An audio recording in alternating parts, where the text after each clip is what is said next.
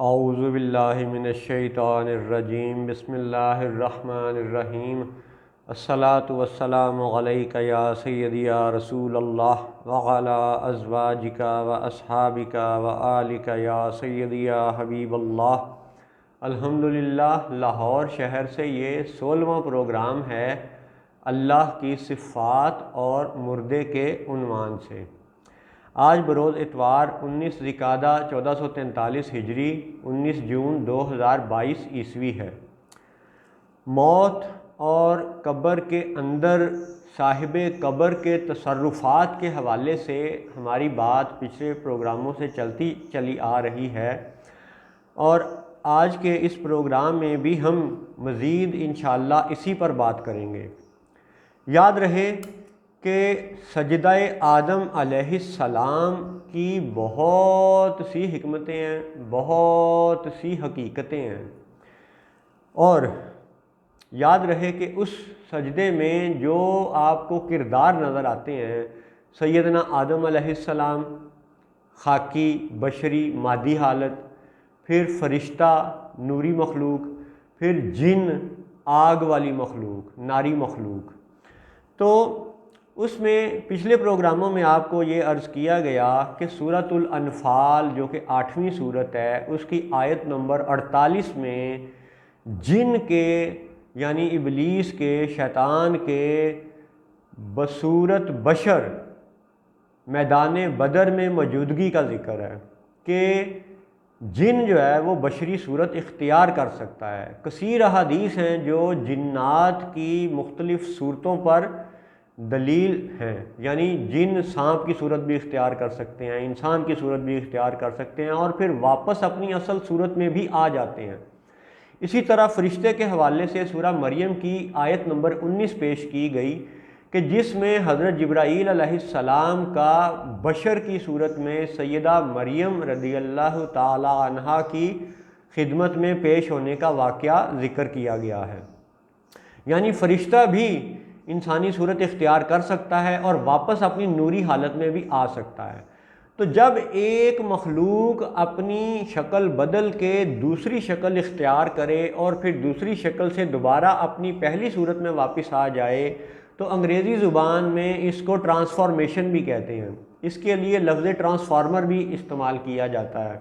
جیسے ہمارے یہ گلی محلوں میں وابڈا نے ٹرانسفارمر لگائے ہوئے ہیں بجلی کے محکمے نے، کہ وہ وولٹیج کے ایک لیول کو دوسرے لیول میں ٹرانسفارم کر دیتا ہے، بدل دیتا ہے۔ مثلا 11,000 وولٹ کو وہ 415 وولٹ میں بدل دیتا ہے، وغیرہ وغیرہ۔ تو اسی طرح فرشتوں اور جنوں کا دوسری مخلوق کی صورت اختیار کرنا اور پھر واپس اپنی صورت میں آ جانا، یہ بھی ٹرانسفارمیشن ہے، یہ بھی بدل جانے کی حالت ہے، اپنی حیت تبدیل کر لینے والی بات ہے۔ یعنی نوری مخلوق خاکی مخلوق کی صورت اختیار کر سکتی ہے، پھر واپس نور میں بدل سکتی ہے۔ ناری مخلوق یہ خاکی مخلوق کی صورت اختیار کر سکتی ہے اور پھر دوبارہ ناری مخلوق بن سکتی ہے۔ تو یہ ٹرانسفارمیشن پاسبل ہے۔ اب آپ یوں اندازہ کریں کہ دونوں جو ٹرانسفارمیشن کے قابل مخلوقات ہیں، انہوں نے سجدہ کیا، یعنی ان کو حکم ہوا سجدے کا آدم علیہ السلام کے لیے۔ تو بات یہ ہے کہ جب آدم علیہ السلام اور روح کی حقیقتوں پہ بات کریں تو 3 زمانے پہلے بھی ذکر کیے گئے۔ عالم ارواح جب ہماری روحوں کو ٹرانسفارمیشن کی ضرورت نہیں ہے اور وہ تصرفات عموماً نہیں کرتی، پھر عالم دنیا جب وہ اس جسم میں آ جاتی ہیں، اور عمومی طور پر ہم عام انسانوں کا جسم ٹرانسفارمیشن کے قابل نہیں ہے۔ یعنی یہ بندہ پتلا ابھی چاہے تو فرشتہ نہیں بن سکتا، چاہے تو جن نہیں بن سکتا، اور دوبارہ اپنی انسانی شکل میں واپس نہیں آ سکتا۔ یہ اس حقیر کے لیے ممکن نہیں ہے، یہ ایک عام بشر کے لیے ممکن نہیں ہے۔ تو بات یہ ہے کہ جب سیدنا آدم علیہ السلام کو سجدہ کروایا گیا فرشتوں سے، تو اس کا مطلب ہے کہ سیدنا آدم علیہ السلام فرشتے کی ٹرانسفارمیشن سے زیادہ خوبیوں کے مالک ہیں، زیادہ صفات کے اہل ہیں، زیادہ صفتیں، زیادہ علم، زیادہ قوت، زیادہ اقتدار، زیادہ ان کا خلیفہ ہونا۔ انی جاعل فی الارض خلیفہ، تو حضرت آدم علیہ السلام کا ٹرانسفارمیشن کی جو ان کی کریکٹرسٹک ہے، ان کی خوبی ہے، وہ فرشتوں سے زیادہ ہے، لیکن وہ نہ تو عالم ارواح میں ظاہر ہوتی ہے نہ عالم دنیا میں ظاہر ہوتی ہے، تو پھر انسان کا یہ ٹرانسفارمیشن کا پیریڈ کون سا ہے؟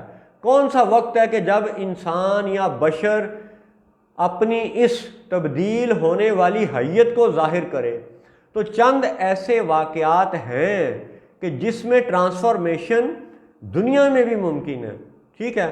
اس میں ہم حضرت خضر علیہ السلام کا ذکر کر سکتے ہیں، حضرت آصف برخیہ رحمۃ اللہ علیہ کا ذکر کر سکتے ہیں کہ جنہوں نے حضرت سلیمان علیہ السلام کے دربار میں بیٹھے بیٹھے ہزارہا میل دور سبا، ملک سبا یا شہر سبا کی ملکہ بلقیس کے تخت کو، ہزاروں ٹن وزنی تخت کو ہزاروں کلومیٹر دور سے جانے اور آنے کی کیفیت یہ تھی کہ ایک آنکھ جھپکنے سے پہلے سلیمان علیہ السلام کے دربار میں وہ تخت لا کے پیش کر دیا۔ تو ٹرانسفارمیشن کی مثالیں موجود ہیں، لیکن وہ خاص لوگ ہیں، خاص صالحین ہیں، اولیاء اللہ ہیں، انبیاء علیہم السلام ہیں، خلائف الارض ہیں، یعنی زمین کے خلیفہ ہیں۔ اور یاد رہے کہ زمین میں کوئی ایک خلیفہ نہیں ہے۔ سب سے پہلی خلافت کا اعلان کیا گیا سیدنا آدم علیہ السلام کے لیے، جن کے لیے فرمایا گیا انی جاعل فی الارض خلیفہ، تو بے شک وہ زمین کے خلیفہ ہیں، اور یہ زمین پانی اور مٹی اور پتھر اور بہت سے مادی یعنی مرکبات کا مجموعہ ہے۔ تو پھر آپ غور کریں کہ وہ فرشتہ جو ٹرانسفارمیشن کے قابل ہے، وہ جو قبر میں سوال پوچھنے کے لیے جا سکتا ہے، اور وہ سوال پوچھنے کے بعد قبر سے واپس بھی باہر آ سکتا ہے، یعنی فرشتے کا قبر میں جانا ممکن، فرشتے کا سوال پوچھنے کے بعد جواب لینے کے بعد قبر سے باہر آنا ممکن۔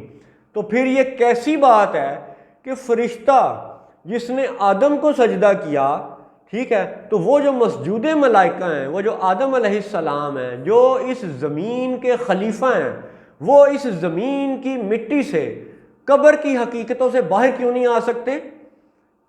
سوچیں، پھر سوچیں۔ فرشتے کے لیے ٹرانسفارمیشن پاسبل، ممکن، جن کے لیے ٹرانسفارمیشن ممکن، تو فرشتہ قبر میں جائے بھی اور واپس بھی آئے، سوال پوچھے پھر واپس آئے، تو وہ جو مسجود ملائکہ ہے اس پر اعتراض کیسا؟ اس کا مطلب ہے کہ مسجود ملائکہ پر اعتراض کرنے والا گروہ کون سا ہے؟ اب پھر آپ اس مثلث پہ آ جائیں۔ سیدنا آدم علیہ السلام، فرشتہ اور جن۔ اب اس مثلث میں ٹاپ آف دا لسٹ، اوپر سب سے درجے میں سیدنا آدم علیہ السلام ہے۔ سجدہ کنہوں نے کیا؟ فرشتوں نے، نوری مخلوق نے۔ اور اعتراض کرنے والا کون ہے؟ وہ ناری جن، وہ ابلیس، وہ شیطان، جس کو پھر نام بدل کے ابلیس سے شیطان کہہ دیا گیا، اور اس کے لیے اور اس کے ماننے والوں کے لیے حزب الشیطان کا لفظ بھی قرآن میں بیان کر دیا گیا۔ تو اعتراض کون کرتے ہیں؟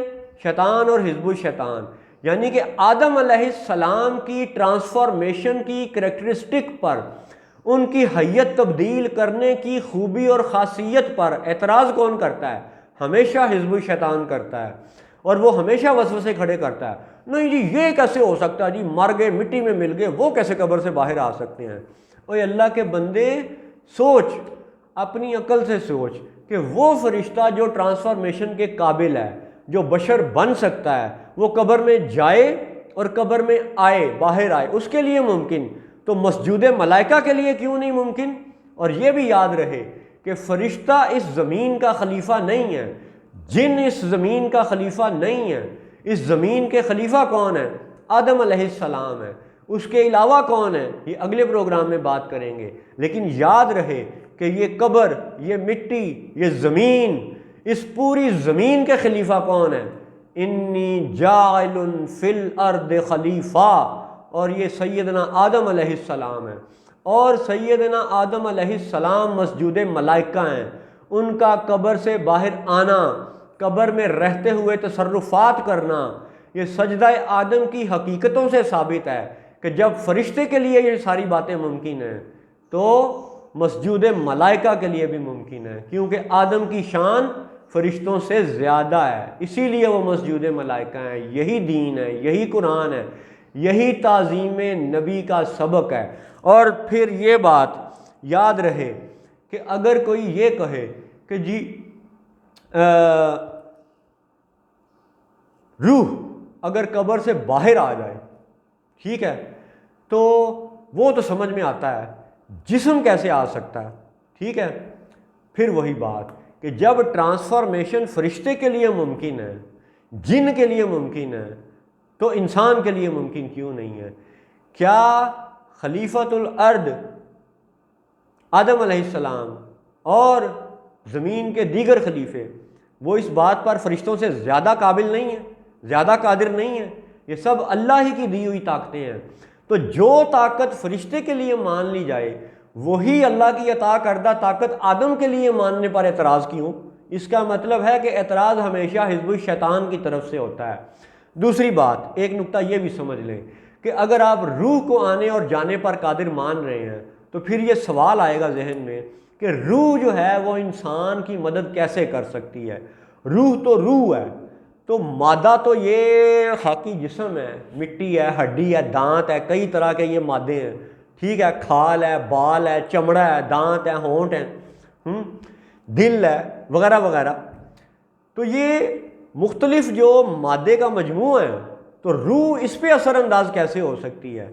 تو اس کا جواب بھی بڑا آسان ہے میرے دوستوں، میرے بچوں، کہ جب فرشتہ نور ہو کر اس مادی جسم پر موت طاری کر سکتا ہے، تو انسان کی روح بھی دنیاوی مادوں پر اثر انداز ہو سکتی ہے۔ اس کا دوسرا ثبوت، آج ہم جس ترقی یافتہ جدید دنیا میں رہ رہے ہیں، یورپ میں، امریکہ میں، دنیا کے بہت ملکوں میں، حتیٰ کہ ہمارے پاکستان میں، حتیٰ کہ ہمارے شہر لاہور میں، اس حقیر نے ایسی جگہیں، ایسی فیکٹریاں، کارخانے دیکھے ہیں کہ جہاں پہ لیزر مشین سے لوہے کو کاٹا جا رہا ہے، لکڑی کو کاٹا جا رہا ہے، یعنی وہ جو نور ہے، وہ جو لیزر ہے، وہ جو شعاع ہے، وہ جو لائٹ ویو ہے، وہ مادے پہ اثر انداز ہو رہی ہے، لوہے کو کاٹ رہی ہے۔ تو اسی طرح ویلڈنگ ہوتے ہوئے دیکھا ہے، الٹرا ساؤنڈ ویوز کے ذریعے، ٹھیک ہے، پلاسٹک کو جوڑ دیا جاتا ہے، ویلڈ کر دیا جاتا ہے آواز کی شعاؤں سے۔ تو جب شعاؤں کے ذریعے مادے پہ اثر انداز ہونا ممکن ہے، تو پھر میرے دوستوں، میرے بچوں، قبر کے اندر سے اگر صاحب قبر کی روح، اگر آپ خالی روح کو بھی مان لیں کہ جی روح باہر آنے پہ قادر ہے، تو پھر جس طرح لیزر کا لوہے پہ اثر ہے، لیزر کا لکڑی پہ اثر ہے، لیزر کا بہت مادوں پر اثر ہے، الٹرا ساؤنڈ ویوز کا مادے پر اثر ہے، نوری فرشتہ مادی انسان کی جان نکالنے پر قادر ہے، اثر ہے، تو اسی طرح جو مسجود ملائکہ ہیں، یعنی آدم علیہ السلام اور انبیاء و صالحین، ان کی قبریں جب اپنی قبر انور سے، قبر پاک سے باہر تشریف لاتے ہیں، تو وہ بھی اس دنیا کے مادوں پر، اس دنیا کے انسانوں پر اثر انداز ہو سکتے ہیں۔ یہ قرآن ہے، یہ حدیث ہے، یہ زمینی حقائق ہیں، یہ گراؤنڈ ریالٹیز ہیں۔ آنکھیں کھولیں، دیکھیں، سوچیں، غور کریں، اور یاد کر لیں یہ بات کہ اللہ تعالیٰ قرآن پاک میں عقل والوں کو بار بار یہ حکم دیتا ہے کہ کیوں نہیں ان حقیقتوں پر غور کرتے؟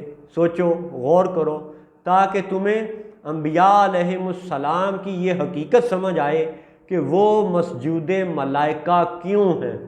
تو آج کے پروگرام کا خلاصہ یہ ہے کہ ٹرانسفارمیشن اگر فرشتوں کے لیے ممکن ہے، جنوں کے لیے ممکن ہے، تو سیدنا آدم علیہ السلام اور زمین کے دیگر خلفاء کے لیے اس سے زیادہ ممکن ہے۔ السلام علیکم ورحمۃ اللہ وبرکاتہ۔